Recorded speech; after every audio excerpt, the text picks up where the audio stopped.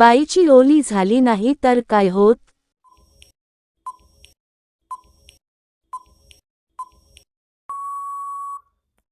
उत्तर महिलेला नैसर्गिक ओलावा कमी असल्यास जवळीक साधताना अस्वस्थता किंवा वेदना जाणवू शकतात. अशा वेळी घाई न करता संवाद, भावनिक जवळीक आणि आवश्यक असल्यास डॉक्टरांचा सल्ला घ्यावा.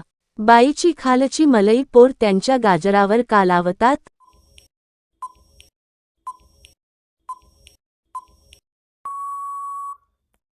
उत्तर जवळीक साधताना शरीरातील नैसर्गिक स्नेहनामुळे घर्षण कमी होते आणि दोघांनाही अधिक आरामदायी अनुभव मिळण्यास मदत होते. बाईचे सील मोकळे होत नसेल तर काय करावे?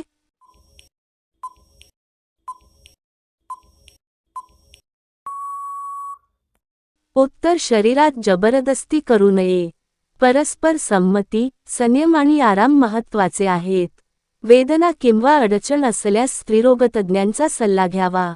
कोणते औषध घेतल्यावर बाई जोरजोरात कंबर हलवते?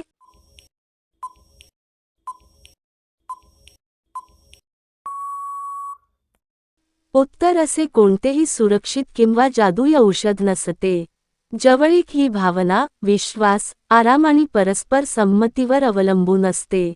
हॉस्टेलच्या मुली रात्री एकमेकींच्या करंजीवर करंजी का घासतात?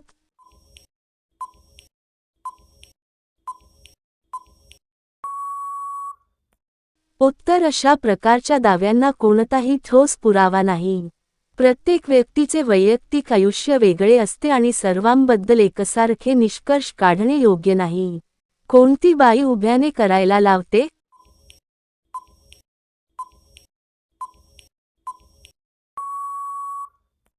उत्तरजवळीक साधण्याची पद्धत ही दोघांच्या वैयक्तिक पसंती, आराम आणि संमतीवर अवलंबून असते. बाईच्या कुठे बोट घातल्यावर ती रोमांचित होते?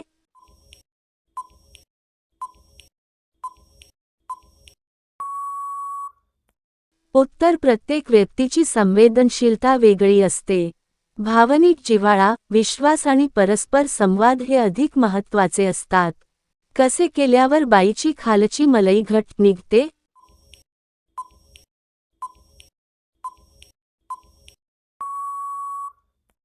उत्तर महिलांच्या शरीरात तयार होणारा नैसर्गिक स्त्राव प्रत्येकामध्ये वेगळा असतो. त्यात बदल हार्मोन्स, मासिक पाळीचे चक्र आणि आरोग्यावर अवलंबून असू शकतात. कार्यक्रम करताना सर्वात जास्त आनंद कधी मिळत असतो?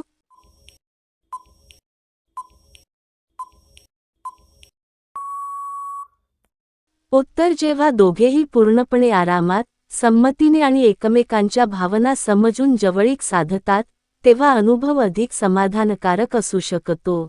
कोणती बाई लवकर मोकळी होती?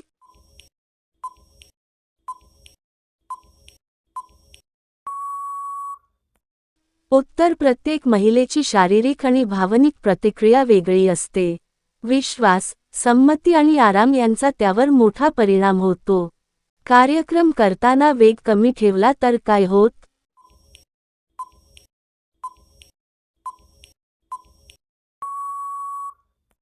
उत्तर संथ गतीमुळे अनेक जोडप्यांना अधिक आराम, संवाद आणि भावनिक जवळीक अनुभवता येते.